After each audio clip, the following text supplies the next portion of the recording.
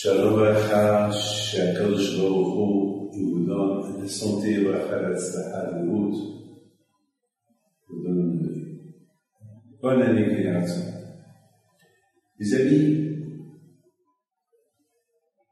j'ai jamais vu dans ma vie un juif qu'il est heureux en faisant une mitzvah. Vous savez, lorsque j'étais à Pessah, en Grèce,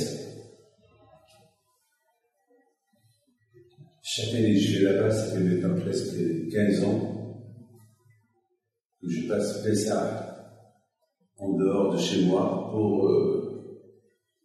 toujours je fais l'invité d'honneur des groupes. Comme ça, je renforce les juifs qui viennent du monde entier dans la Torah, dans la Al-Shamaïm, le crainte de Dieu.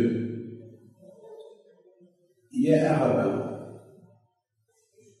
c'est la troisième année, que chaque matin, il est toujours avec nous dans le groupe, et il fait la prière au Netz. Le Netz, c'est-à-dire tôt le matin, 2 heures avant l'heure, que tout le monde fait la prière. Ça veut dire qu'il faut se réveiller à 5h30 du matin. Alors, c'est pas tout le monde qui peut se réveiller à 5h30 du matin. Mais d'après Aramim, c'est la meilleure tefila du monde. Prier au Netz. Et le Netz, ça change. Je sais pas, vous savez qu'il y a 4 saisons, et chaque jour c'est une heure différente. Et parfois le Netz, il est à 5h du matin. Parfois, en hiver, il peut aller jusqu'à 7h30, 8h, mais surtout en été, c'est en été que c'est dur, parce que parfois il faut se lever à 4h30 du matin, 5h moins quart du matin, c'est pas facile. Il y a des gens qui ratent jamais le Netz, ils aiment prier au Netz. Et ce rabbin, chaque année que je suis là en Grèce, toujours il fait une annonce, celui qui veut faire la prière au Netz. En général, toujours il y a un minyan avec lui.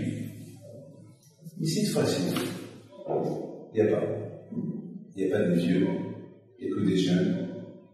Et vraiment, il me faisait de la peine. Chaque matin, il se réveille à 5h du matin, 5h30, et il n'y a que lui seul. Parfois, il y a un ou deux, c'est mon beau-fils qui lui aussi fait la prière en Netz, il est là, présent. Chaque matin, le pauvre, il s'est à 5h pour rien. Alors, le vendredi matin, j'ai décidé à lui faire plaisir, le pauvre. Chaque fois, il fait l'annonce. Mais quand ça me vient, vous savez, il faut faire comme Hachem. Alors, jeudi soir, j'ai commencé à réfléchir, j'ai dit, David, tu aimes Hachem ou pas? Oui, tu l'aimes. Bon, c'est pas tout le temps que tu te lèves tôt le matin en Est. Mes amis, il faut savoir que je dors très très tard. Alors, se lever le matin, c'est pas facile. C'est très dur. De se lever le matin à 5h du matin, c'est un peu dur. Surtout lorsque je dors 2h du matin, 2h30 du matin, se lever après 2h30 de sommeil, c'est dur. Alors, je voulais faire kavod à Hachem. J'ai dit, tiens, je veux dire au rabbin, à Israël, demain matin, c'est moi qui vais organiser un minyan, je serai présent. Je suis parti lui dire, je vous donne la parole d'honneur. J'ai jamais vu un juif me faire un sourire comme le sourire qu'il m'a fait. Il était tellement heureux, tellement content, ça valait la peine de voir un juif être heureux pour une mitzvah qu'on aide à la faire. C'est la folie. C'est la folie. Et il m'a donné l'amour de la mitzvah. Je lui ai dit, regardez, il n'a rien gagné, il n'a qu'à perdre. Il va perdre quelques heures de sommeil. Il est heureux qu'il va perdre quelques heures de sommeil, rien que pour se lever tôt le matin, avec un minyan, avec 10 personnes, faire la prière au Netz. chose qu'il n'a pas fait depuis une semaine qu'il est là en vacances. Et le lendemain matin, alors on était 35 personnes. Il était heureux pour qu'il nous est venu m'embrasser les mains, me dire Rabbi David, merci. Je lui dis, merci à quoi? C'est moi qui dois te dire merci pour la leçon que j'ai appris de toi. J'ai appris de toi comment il faut faire une mitzvah avec joie. Même lorsque c'est dur de la faire, tu l'as fait avec sourire et tu es content de la faire. Merci, c'est à moi qui dois te dire merci. Il faut voir et aller voir comment il était heureux, comment il était content. Mes amis, il faut savoir une chose. C'est écrit dans la Torah. Lorsque ton fils il va te poser des questions, les morts. Lorsque ton fils il va te poser une question demain, il va te dire pourquoi on fait ça? Eh ben, tu vas lui dire parce que Hachem il nous a libérés de l'Égypte. Et j'ai pas compris c'est quoi. Lorsque ton fils il va te demander pourquoi on fait ça, tu vas lui répondre parce que Hachem notre Dieu il nous a libérés de l'Égypte. C'est quoi il nous a libérés de l'Égypte? Il fallait dire que tu répondras à ton fils, on fait ça parce qu'Hachem, il a libéré nos parents de l'Égypte. C'est quoi il nous a libérés de l'Égypte? Est-ce que ton fils, il va accepter? Puis ton fils, il te connaît. Puis ton fils, il sait que j'avais déjà été en Égypte. Comment tu vas répondre à ton fils? S'il te pose la question de pourquoi on fait la fête de Pessah, tu vas lui dire,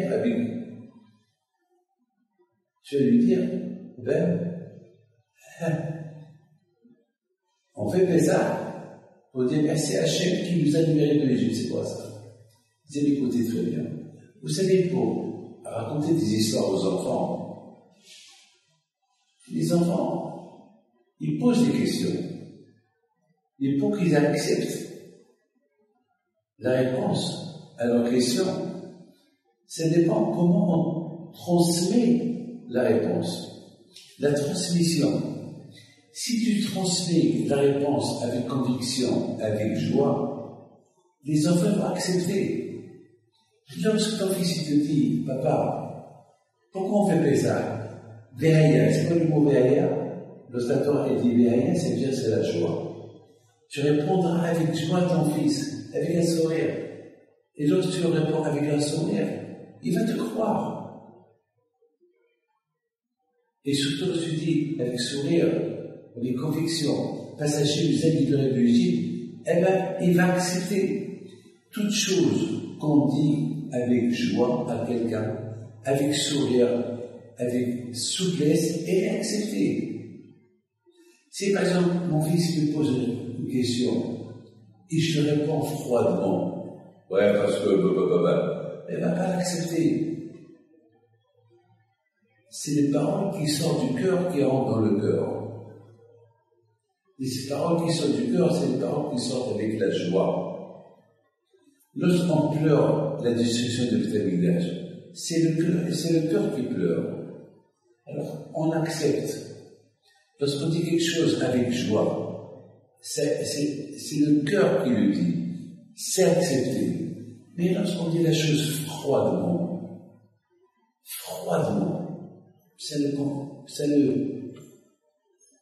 ça va convaincre personne.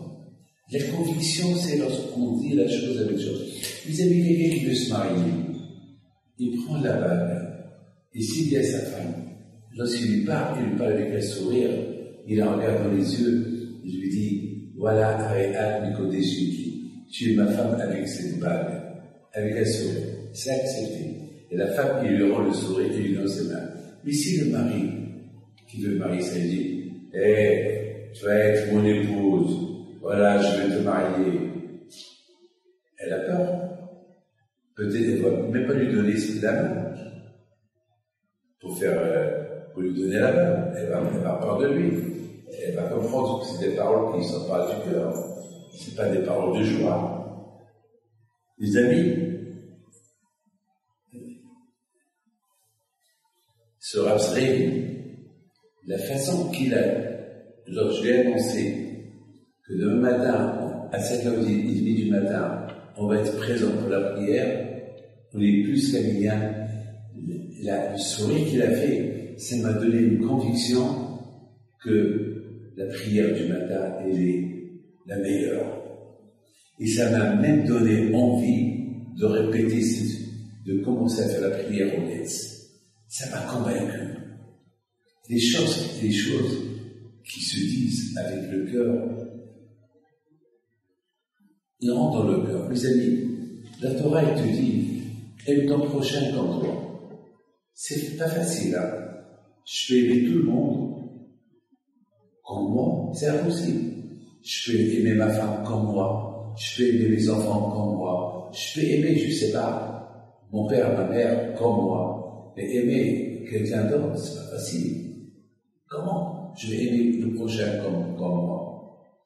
Ben, si la Torah te le dit, eh ben, c'est que la Torah, et c'est ce qu'elle dit.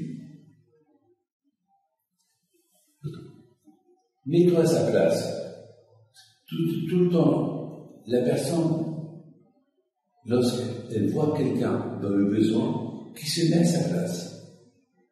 C'est ça le problème. Le problème, c'est que personne ne veut se mettre à la place de l'autre. Chacun veut rester à sa place à lui.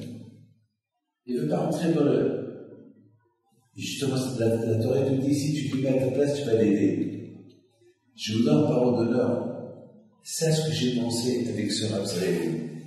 Je lui dis, ici, je me mets à sa place. Si c'était moi, Rav Zrehi, qui veut faire la prière en Netz, et j'ai pas des gens qui viennent, est-ce que je vais être heureux et content de trouver des gens qui vont faire la prière avec moi en Netz? Je mets à sa place. Moi, c'est David Pinto. Je mets à la place de M. Rav Zrehi. Ah ben, pour moi, c'est facile de réunir 10 personnes. Pour lui, c'est un peu dur de réunir 10 personnes. Alors, je me mets à sa place. Comme moi, je peux ramasser 10 personnes, pourquoi je ne veux pas les ramasser 10 personnes? Parce qu'il m'a convaincu. Je vois le monsieur qui se lève chaque matin, et personne ne vient. Ça m'a donné à réfléchir. S'il se réveille chaque matin, et même que personne ne vient, ça veut dire qu'il tient à cette prière. Ça veut dire que cette prière, elle est émette. Alors je vais l'aider. Et alors je dis que je vais t'aider, je vais t'avoir mignon. Il fallait voir le soleil qu'il a fait. Ce soleil qu'il a fait, il m'a convaincu, il m'a acheté. Il fallait voir le soleil qu'il m'a fait. Il fallait voir ce matin, le matin qu'on a fait la prière en Netz, combien il était heureux. Alors ça m'a encore plus convaincu comment un monsieur il fait la mitzvah avec amour. Et même en perdant quelques heures de sommeil, il a fait avec amour. Vous savez, mes amis, je voudrais vous dire quelque chose. La Torah, elle est émette. Lorsque la Torah, elle te dit, ici ton fils, il te pose la question, pourquoi tu fais que ça? Dis-lui que, parce qu'Hachem nous a libérés de l'Égypte, dis-lui parce qu'Hachem nous a dit, il va te croire. Comment il va te croire? La façon comment tu vas le transmettre. De quelle manière tu vas lui parler? Si tu lui parles avec sourire, avec amour à ton fils, il va l'accepter. Il va te croire que Hachem il t'a libéré de l'Égypte, c'est pour ça qu'on fait ça. Et ton fils, il va transmettre pareil à ses enfants. Lorsqu'un fils, il va être grand, et ses enfants lui disent, papa, pourquoi tu fais ça? Il va se rappeler le sourire de son père, la joie de son père. Il va se rappeler, parce que les enfants, ils sont naïfs. Ils sont très naïfs, les enfants. Ce que tu leur dis, ils te croient. Tu leur dis des choses bien. C'est accepté. Tu les réponds froidement. Ça va être accepté dans leur tête. Ils ne vont même pas croire. Ils ne vont même pas répéter à leur enfant. Les amis, dans la Haggadah, on nous raconte une histoire. l'histoire de Maassé, Bél-Ezer, Bouchoir, Béakiba, Bél-Azar, Bél-Azari. L'histoire des rabbins qui étaient à Bnei-Brak et ils parlaient toute la nuit de la sortie de l'Égypte. Et on lit l'histoire. Lorsque mes amis, je vous réunis tous, je vous dis, j'ai une histoire à vous raconter. Alors, on est tous autour de moi, et vous me dites, c'est quoi l'histoire? Et je vous dis, je vous raconte l'histoire de Pessah. L'histoire de Pessah, tout le monde la connaît. Mais c'est quoi l'histoire? Il fallait dire, il y avait une fois les Hachamim qui parlaient de l'histoire de Pessah. Mais là, c'est pas écrit qu'ils étaient en train de parler de Pessah. C'est écrit qu'il y avait une histoire. Des rabbins qui étaient assis, accoudés, ils parlaient de l'Égypte. C'est pas ça l'histoire. Dans la Haggadah, ça devait être écrit, je répète encore, il y avait une fois, il y avait des rabbins réunis. Il ne faut pas dire Maassé, une histoire. Il y avait une fois, les rabbins qui étaient réunis, pas Mahat, pas Maassé. Maassé, c'est une histoire. Pas Mahat, c'est une fois, des rabbins réunis, ils parlaient de la sortie de l'Égypte. Ça, c'est faisable. Mais tiens, venez, je vais vous raconter une histoire. Tout le monde se réunit autour de moi. Et je commence à raconter l'histoire de Pessah. C'est l'histoire de Pessah. C'est pas mon histoire. Pas c'est écrit. Il y avait une histoire avec les rabbins. On dit oui, l'histoire avec les rabbins. Allez, écoutez la réponse. La réponse c'est que l'histoire était que tous ces rabbins-là, ils étaient réunis à Bnei-Brak, ils étaient tellement en train de parler de la sortie de l'Égypte, ils se sont vus eux-mêmes. Ils faisaient partie de l'histoire de la sortie de l'Égypte. C'est pas qu'ils parlaient de la sortie de l'Égypte, ce qui s'est passé en Égypte. Ils se parlaient, on dirait qu'eux-mêmes, ils vivaient l'histoire de l'Égypte. C'est la folie, ça. Eux-mêmes, ils vivaient l'histoire de l'Égypte. Mes amis, moi, l'Égypte, je ne la connais pas. Mais de la façon comment je vais parler de l'histoire de l'Égypte, et je vais la vivre, alors ça va faire partie comme si c'était moi c'est comme si c'était mon histoire, et que moi j'étais en Égypte et j'ai quitté l'Égypte. Et j'en raconte mon histoire de la sortie de l'Égypte. Vous avez les Hachamim de la Torah dit, dans la parasha qu'on a lue ce matin, que si tu vois l'âne de ton ennemi jeté dans la rue, prends-le et rends-le à ton ennemi. Attends, c'est grave ça. Mon ennemi que je ne peux pas voir, il me déteste, moi aussi je le déteste. Et je trouve son âne, ou son cheval, ou son chameau, ou sa voiture, ou sa bicyclette. Et je sais que c'est lui appartient. Enfin, je les ai vus sortir de la maison. Que je vais dire, je m'en fous. Je m'en fous. Mais tant pis pour lui, la Torah te dit non. Tu n'as pas le droit. Prends l'âne, prends ce qui appartient à ton ennemi et rends-lui. Rends-lui. Tu n'as pas le droit de laisser ça comme ça, abandonné. Tu le rends à ton ami. Regardez comment la Torah, elle veut que la personne, elle sent que le bonheur d'autrui. Sois à sa place. Si c'était toi, tu as un seul cheval, tu as une seule bicyclette, tu as une seule voiture, et tu la vois quitter chez toi, tu ne veux pas qu'on te la rende, même si c'était ton ennemi qui te la rend, tu as accepté, tu vas être content que ton ennemi t'a rendu. Sois à sa place. Imagine que c'est le contraire. C'est toi qui perds, et ton ennemi le trouve. Tu seras bien content que ton ennemi t'a rendu. Toi aussi. Mets-toi à sa place. Toi aussi. Surtout quelque chose qui appartient à notre étudiant. Et c'est la raison que nous avons qu'on dit de la Haggadah, Hayat Adam de Apotet Atzmo, qui est le Yatzal Israël. Chacun doit avoir le sentiment comme s'il a quitté l'Égypte. On n'était pas en Égypte, mais on doit avoir le sentiment comme si on était en Égypte et on a quitté l'Égypte. Et quand on peut avoir ce sentiment-là, lorsqu'on est dans l'histoire, lorsqu'on est l'histoire de nos parents, et l'histoire de nos parents, elle nous concerne, et on nous la transmet bien. Lorsque nous transmet bien l'histoire de nos parents, ben on va la vivre. La Torah t'a pas demandé quelque chose que tu ne peux pas faire. La Torah, si elle t'a demandé quelque chose à faire, c'est que tu peux la faire. La transmission, transmettre. Il y a une façon comment transmettre. Transmettre la chose, c'est avec joie.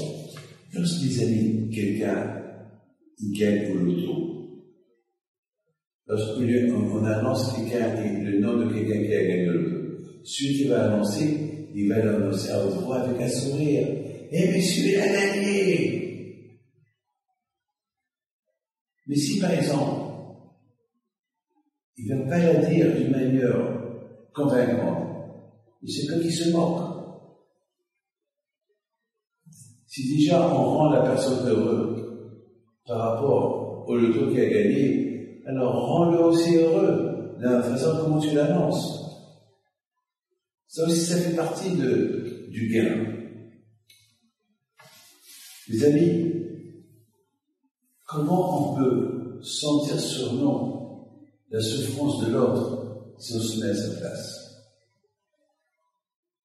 Vous savez, mes amis, il y a beaucoup de sadikim. Ils sont très jeunes et on les voit vieux. Et lorsque je leur pose la question, mais tu as pris l'âge, c'est quoi la réponse? Ah ben oui, j'ai pris l'âge avant l'âge, parce que la souffrance de mes frères. Regardez, mes amis, quelques otages, malheureusement, après 200 jours, plus de 200 jours, ils sont en captivité. Il y avait des jeunes. On a vu leurs photos. Combien de pauvres? 6 mois dans les égouts. 6 mois là, les pauvres sans manger. 6 mois de souffrance. Ils ont pris de l'âge, les pauvres. Ils sont d'une manière désastre. Mamache, c'est impossible.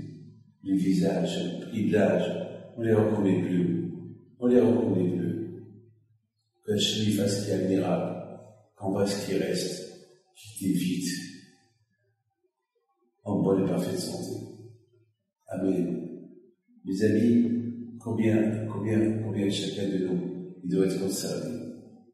Sentir la souffrance des autres.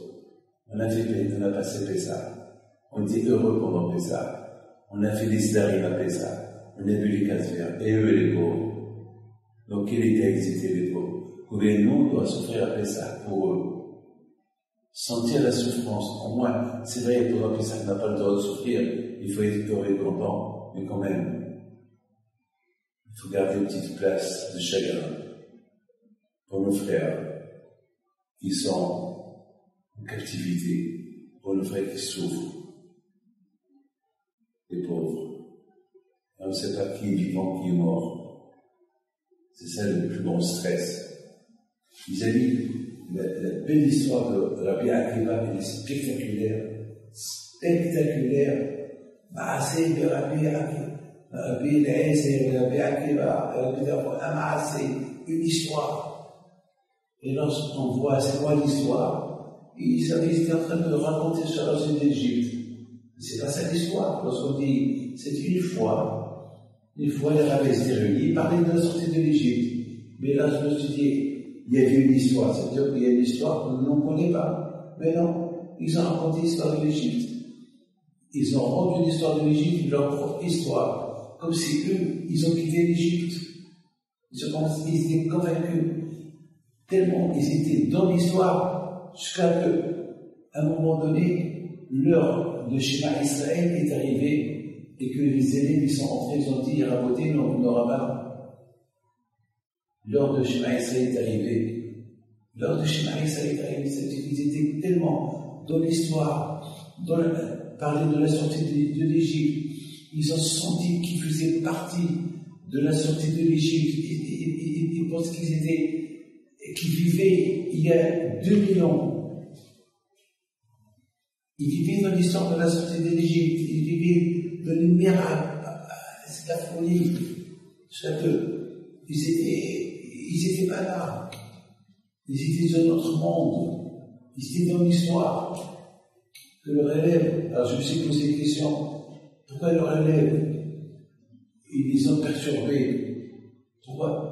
Parce que c'était l'heure de Shema Israël. Il ne faut pas que les rabbins ratent l'heure de Shema Israël. Il faut les déconnecter de leur monde. Il faut les déconnecter de leur monde. Ils sont dans ce monde-là. Ils vivent maintenant dans ce monde-là. Ils ne vivent pas dans notre monde. Ça y est maintenant, il faut les déconnecter pour qu'ils font Shema Israël. Ils ont dit raboter à tout le monde. Ils ont traité tout le monde nos rabbins. C'est vrai qu'il y avait là-bas des rabbins. Il y avait aussi des élèves. Mais eux, les élèves qui sont venus, ils ont dit raboter nous. Vous dites tous nos rabbins. C'est vous tous. Vous êtes déconnectés de la réalité, de la vie, et vous vivez la vie de la sortie de l'Égypte. Nous, on n'est pas arrivé à votre niveau. Alors vous êtes tous nos rabbins. Il y avait là-bas Rabbi Akiva, qui était avec l'élève. Et même à l'élève, il l'a appelé Rabbi, il l'a appelé Monsieur le rabbin, notre maître. Voilà, mes amis, comment transmettre la Torah, l'histoire à nos enfants, pour qu'ils deviennent la leur, c'est avec la joie. Si on crie à nos enfants pour leur transmettre, ils disent hé, toi, tu ne pas, hé, toi, tu t'es pas lavé les mains, hé, toi, tu n'as pas fait une. Puis quelqu'un tu donnes une claque. Il va avoir un mauvais souvenir de toi. Mon fils adoré, t'as oublié le gars d'Amazon, n'oublie pas de la faire. Voilà. Comme ça, avec joie, on peut transmettre avec joie. Et lorsqu'on transmet avec joie la Torah, l'éducation des enfants, et voilà, que le bon Dieu protège.